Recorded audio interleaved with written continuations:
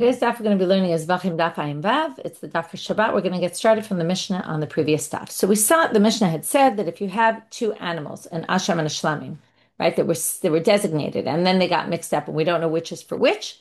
So Rabbi Shimon said you can slaughter them both and just do the chumrah of each of them, right, which is going to basically limit its eating for a day and a night instead of the Shlamim, which theoretically might have been more. And the rabbi said, no, you can't do that because you might actually end up burning kachim if you leave it over when actually it might be shlamim and you might be allowed to eat it still then. And the rabbis are bothered by that. Rabbi Shimon seems not to be bothered. The second case in the Mishnah was if you have pieces of meat that were already prepared that were kachim and kachim kalim, then even the rabbis agree. There's really nothing you can do about it, that you leave it and you can eat them and you just have to be strict and eat them within the time frame for the shorter amount of time. So then we had a braita that they brought in front of Rav that talked about shvi, that you can't buy with shmita money that you sold shmita produce for, which has the sanctity of shvi on it. You can't buy truma because you're actually limiting truma. It's going to have to be burnt at a certain point when there's nothing else left in the fields. And the rabbi said to Rava, oh, this seems like not Rabbi Shimon. And Rav said, what do you mean? It is Rabbi Shimon, because Rabbi Shimon only allowed in the Mishnah because it was b'di'evet. It was post facto. It was already done. They were already mixed up. But not, can I go out and take my money and go buy truma? I can't do that. Lechatchila, as we say, ab initio. So that was what we had. To which the Gemara says, wait a minute, lechatchila lo? Really? Rabbi Shimon doesn't allow it lechatchila? He seems to allow it, and we're going to bring four sources that all seem to indicate that he does allow it. First two are going to be brought by Abaye, then Rav Yosef's going to talk to Abaye and say, hey, why didn't you mention this one when you were questioning Rava? And then we're going to have a fourth. So Eitiv Abaye, the Kulan Rashaim Kohanim L'Shanot B'Achilatam. When it comes to all these korbanot, the Kohanim can change the way they're eaten. They can do it any way they want. There's a Mishnah later on in Zevachim. They can eat it cooked in any manner they want. This is the important part. You can spice it with even truma spices. Divrei Rabbi Shimon. It says Rabbi Ishmael, it should be Rabbi Shimon. Rabbi Shimon allows you to put truma spices in. Now, if you put truma spices and you cook the meat with the truma spices, what's going to happen? It's going to be limited in how long you can eat them for. So you're basically causing truma to be disqualified because it's going to be by the next day if it's kachim, by the day after that if it's kachim kalim, to be burned. So Amalei, Rava answered, don't question me with this. Hanach l'truma tavlin de Rabbanan. Truma on spices is only rabbinic. So therefore, I'm not worried about disqualifying truma that's only rabbinic. I'm talking about Torah level truma. So basically, you could still say that Rabbi Shimon allows that, but that's because it's not really truma d'oraita, truma by Torah law.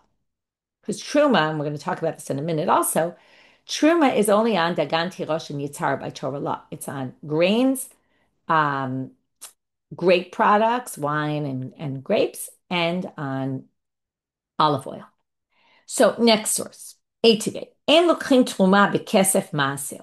You have maaser sheni money, which is I have my produce and I'm supposed to bring it to Jerusalem. Instead of bringing it to Jerusalem, I redeem it on coins.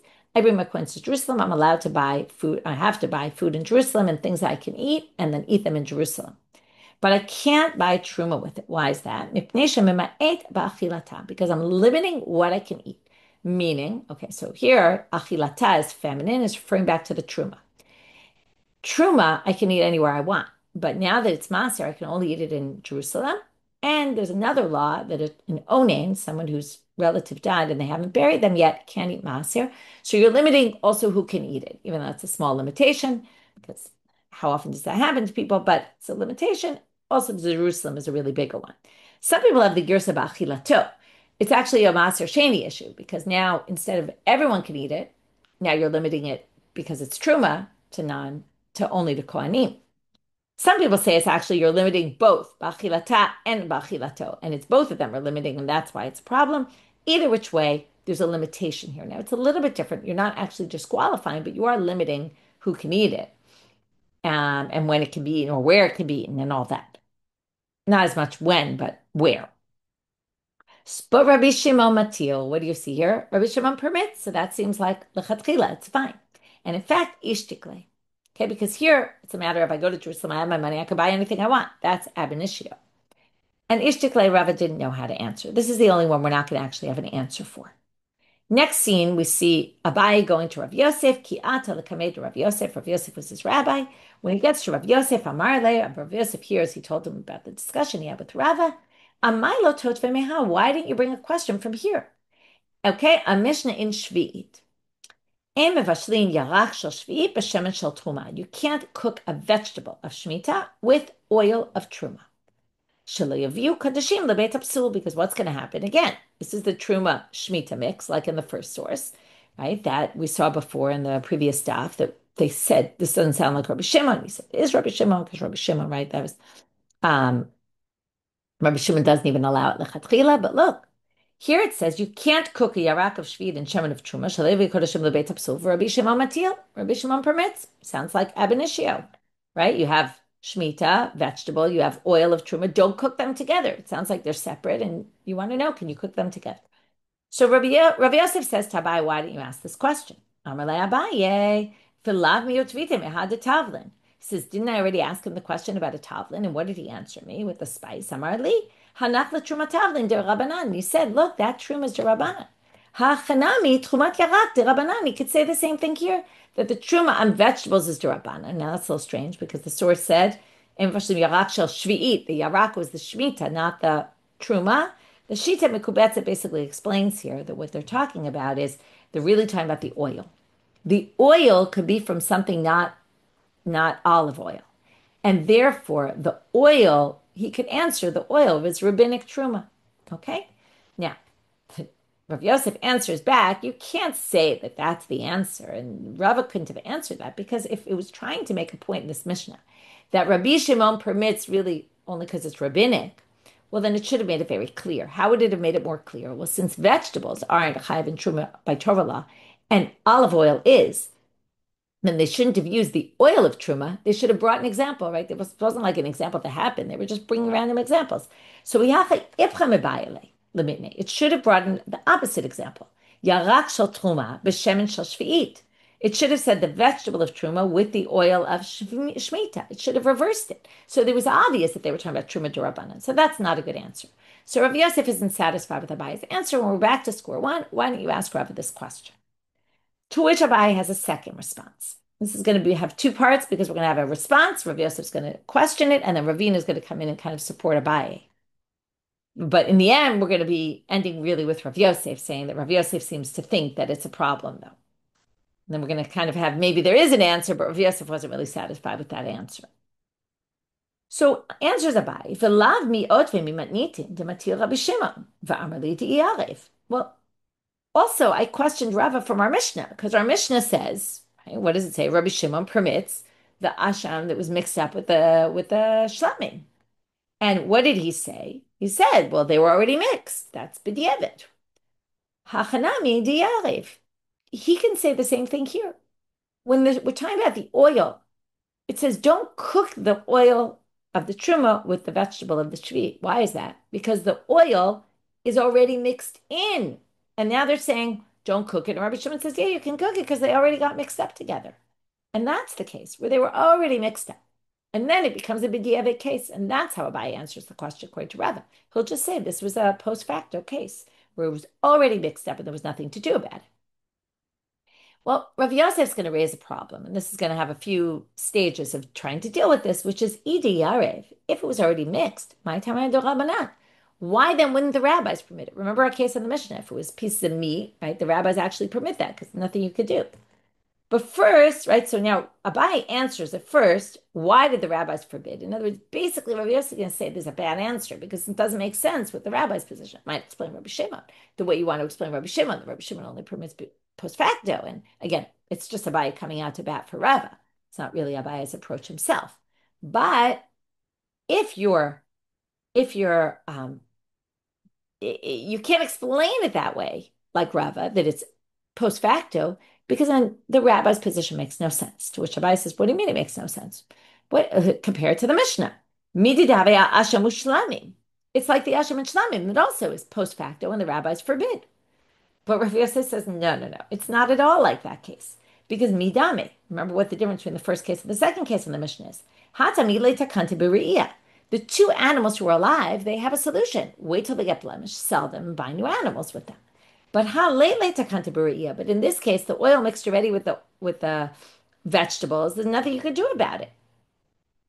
Halodami ella, it's much more similar, Rav Yosef says, to what? To the meat mixed with the meat that doesn't have a solution. And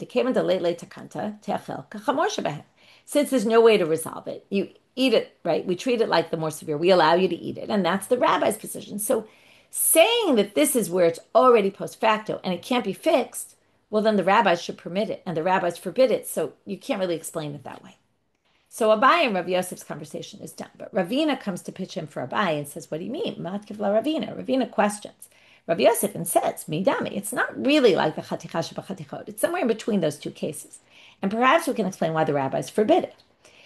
Chaticha Shebachatichot le'le tekanta kalal. There's no way to fix that problem because it's meat and meat and we don't know which is which. But here we have oil mixed up with a vegetable. Take it out, squeeze out the vegetable, get all the oil out. Okay, try this in your kitchen. I don't know if you'll succeed. It might depend on what kind of vegetable. But it's not very easy to get oil off of something.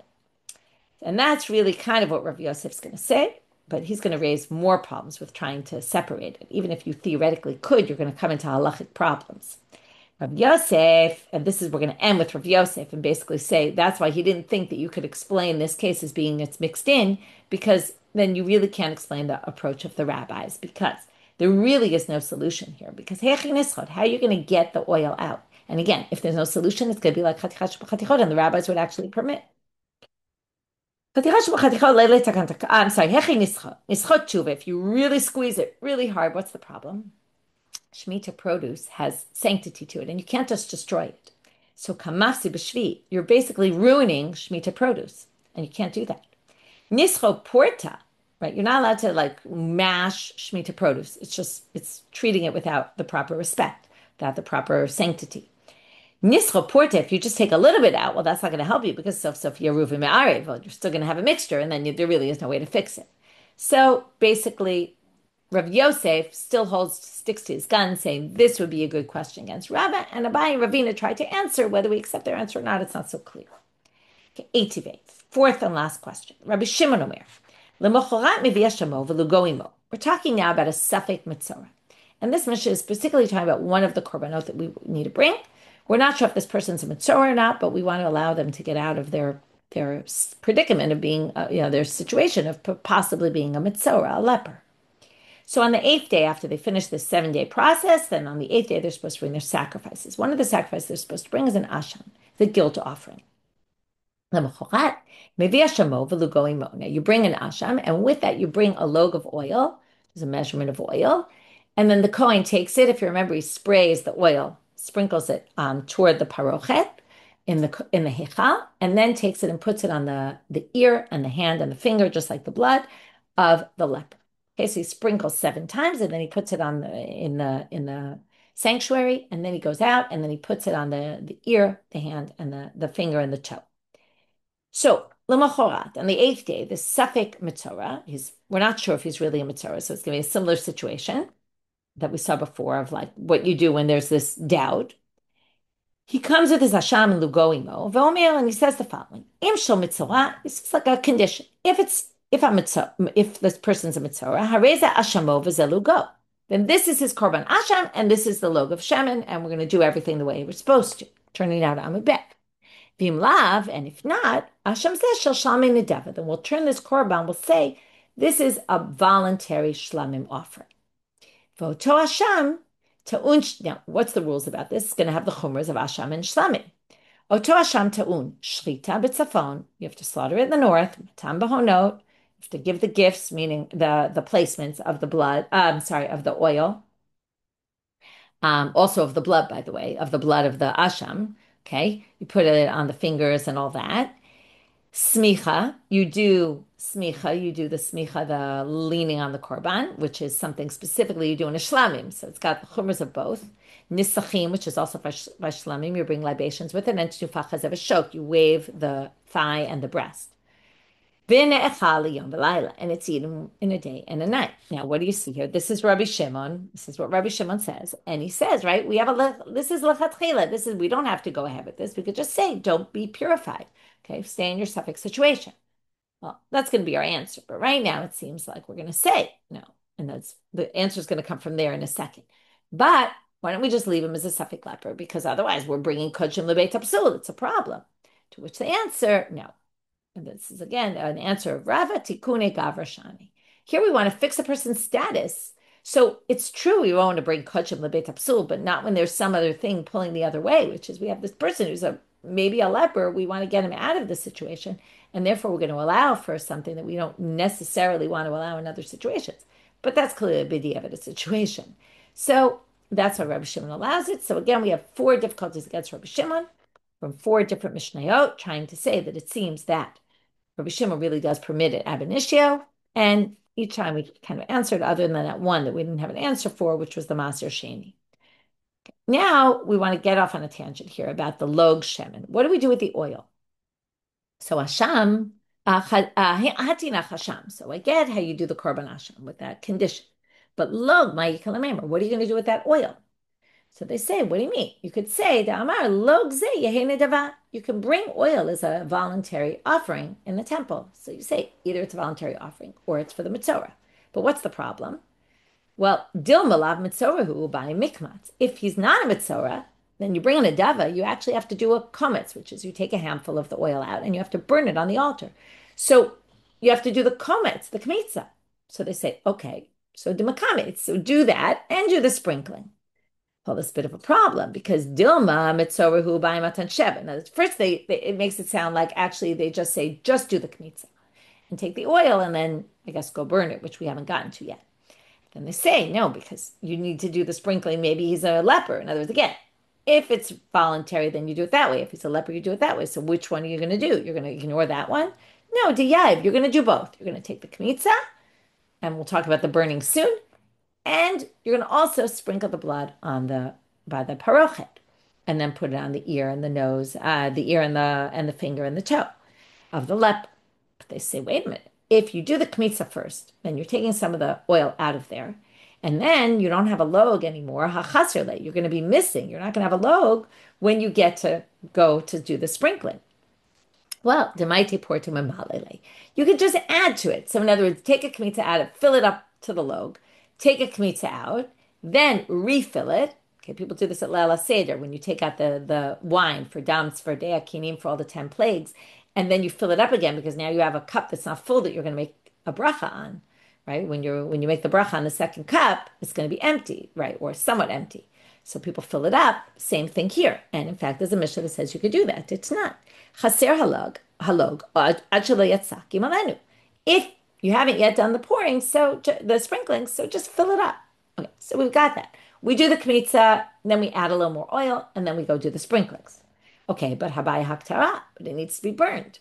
So they say, okay, demaktrole, so you burn it.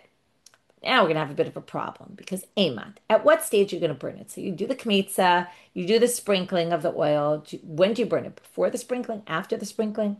So let's see what the issues are. If it's after the 7 sprinklings, now there's a rule here. It's really by a mincha, but it's the same thing by the oil. That if you take a kmitza out of something, or you take something from a mixture, and now there's a remainder, and before you take that kmitza and burn it on the altar, something happens to that remainder, and there's some of it gets lost, or all of it gets lost, or some of it gets lost. You actually can't burn what you took out from there because now the original is missing stuff. You can't burn it. So now you have a problem because if you first do the kmitza, then you sprinkle the oil, and then you want to burn it, it's too late. It's reduced in its amount, what was left there, and therefore you can't burn it on the altar. So the obvious would be, well, let's do it before you do the 7 sprinklings. Well, there's a pasuk that says, kosa or vidvash, okay, kosa or v'chodvash, lo taktiru, you can't burn on the altar. And then it says, I just want to get the pasuk in its entirety, one second. Sorry, I'm just found the pasuk. I should have had it out. But um, kol seor v'chol dvash lo taktiru mimenu. It's Vayikra chapter 2, verse 11. Lo taktiru mimenu ishela Hashem. Don't burn from it. In other words, don't burn seor and vash. You can't put chametz on the altar. You can't put honey on the altar. In ishela Hashem, burn it as something offering to God. But the drasha in this pasuk is that the lo taktiru goes in both directions. It's not just about the seor and vash. But lo taktiru ishal Hashem. Lo taktiru now it says mimenu ishal Hashem, from it. So what did they learn here? The drasha is, if you took from something like this container, you had a log of shemen in this vessel, and you took some oil out of it, and you burned it, okay, which is what we're doing now. We took the oil, we burned it. You can no longer lo taktiru mimenu. You can't take from that remainder and burn it on the altar. That is a remainder. It cannot be burned on the altar. Now, what does this mean? So if you took the knitza and you burned the oil on the altar, you can't take anything from that same vessel anymore, that log of oil, which is the log of oil that you brought for this, either it's this or that. You can't take from there, and now we're not burning it on the altar. We want to sprinkle it onto by the parochet.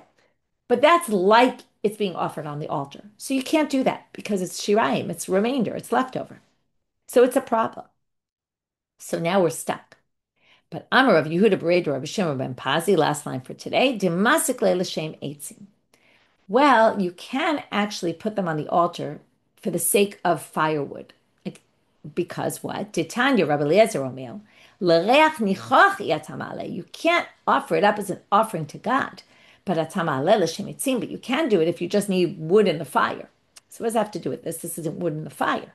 But what they're saying is, if it's really a voluntary offering, because you're not really a leper, then yes, you burned it on the altar, and you can't use the remainder for anything, but you're not using it for anything, because all you're doing is spraying it by the parochet, but you don't even need to, because you're not really a leper. So it's a meaningless action, basically. It's like throwing water. And if your first action was meaningless, because you're really a leper, then the first action isn't actually offering something up to God that's going to preclude you from doing something later. So you can actually do it. And that's how we do the oil, although we're going to still have some more questions on this tomorrow. We'll finish up with that after. So what did we do today? Very simply, two things. We started with Rabbi Shimon, and we dealt with Rabbi Shimon's opinion. And is it really Rava's explanation of Rabbi Shimon that it's only b'di'evet? L'chatchila, he doesn't allow you to bring something lebeit hapsul. Abaye and Rav Yosef together raised four difficulties against Rava. Most of them were resolved. One was not really resolved, and one was semi-resolved.